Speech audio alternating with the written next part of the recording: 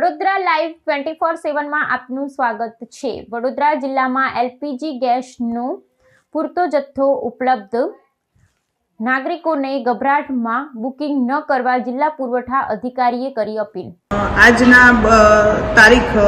આજની તારીખ 13 માર્ચની હું વડોદરા જિલ્લામાં ગેસની પરિસ્થિતિ વિશે વાત કરું તો અત્યારે હાલ પણ એલપીજીમાં કોઈ સ્ટોકની અછત કે છે નહીં। મારી વડોદરાવાસીઓને એક જ વિનંતી છે કે પેનિક ન થાવ અને દરેકને પૂરતા પ્રમાણમાં સ્ટોક છે અને જથ્થો મળી રહેશે।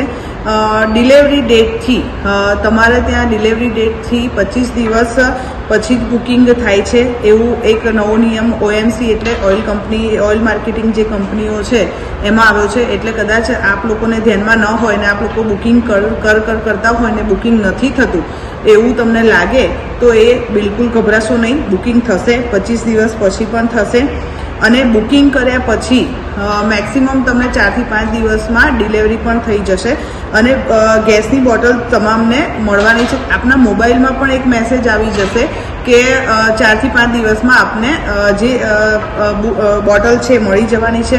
તમામ ગેસ એજન્સીઓ જે વડોદરા જિલ્લાની ટોટલ જેટલી પણ ગેસ એજન્સીઓ છે સવારે 9 થી સાંજના 5:30 સુધીનો એ લોકોનો ટાઈમ છે, ખુલ્લી જશે અને રવિવારે જ એ લોકોને એક રજા હોય છે।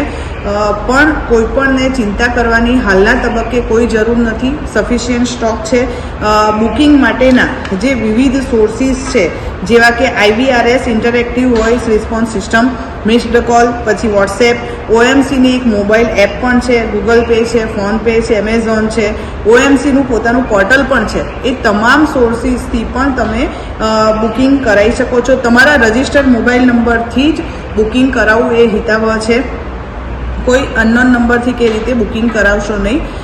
પણ અત્યારે હાલના તબક્કે આપણી પાસે સફિશિયન્ટ સ્ટોક છે અને બધાને જ ડોમેસ્ટિક જે આપણો સપ્લાય છે એ પૂરો પડી રહેશે। Thank you.